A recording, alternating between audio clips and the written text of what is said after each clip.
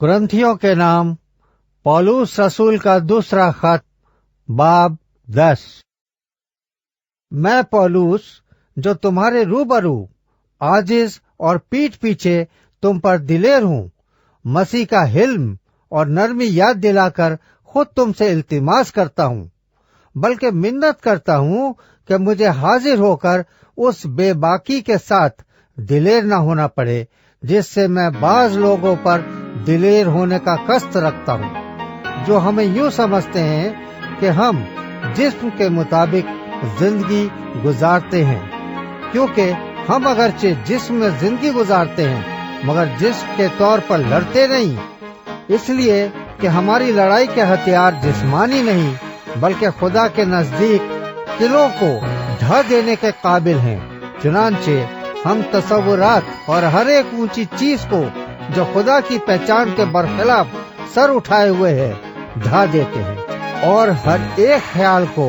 कैद करके मसीह का फर्मा बरदार बना देते हैं। और हम तैयार हैं कि जब तुम्हारी फर्मा बरदारी पूरी हो तो हर तरह की नाफरमानी का बदला लें। तुम उन चीजों पर नजर करते हो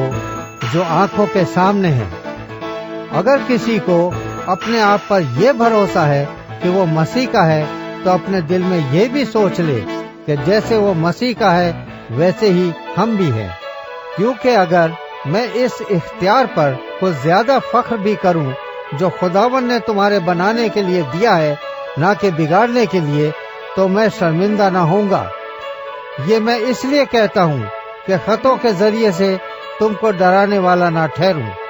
क्योंकि कहते हैं कि उसके खत तो अलबत्ता मौसर और जबरदस्त हैं, लेकिन जब खुद मौजूद होता है तो कमजोर सा मालूम होता है और उसकी तकरीर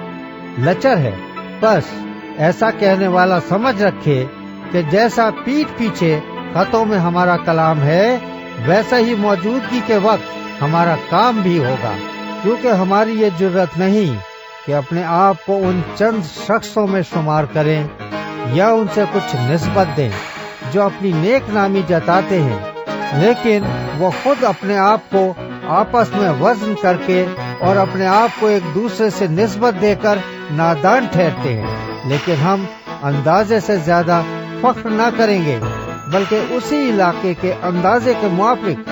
जो खुदा ने हमारे लिए मुकर्रर किया है जिसमें तुम भी आ गए हो, क्योंकि हम अपने आप को हद से ज्यादा नहीं बढ़ाते जैसे कि तुम तक ना पहुंचने की सूरत में होता, बल्कि हम मसीह की खुशखबरी देते हुए तुम तक पहुंच गए थे। और हम अंदाजे से ज्यादा यानी औरों की मेहनतों पर फख्र नहीं करते, लेकिन उम्मीदवार हैं कि जब तुम्हारे ईमान में तरक्की हो तो हम तुम्हारे सबब से अपने इलाके के मुआफिक और भी बढ़ें, ताकि तुम्हारी सरहद से परे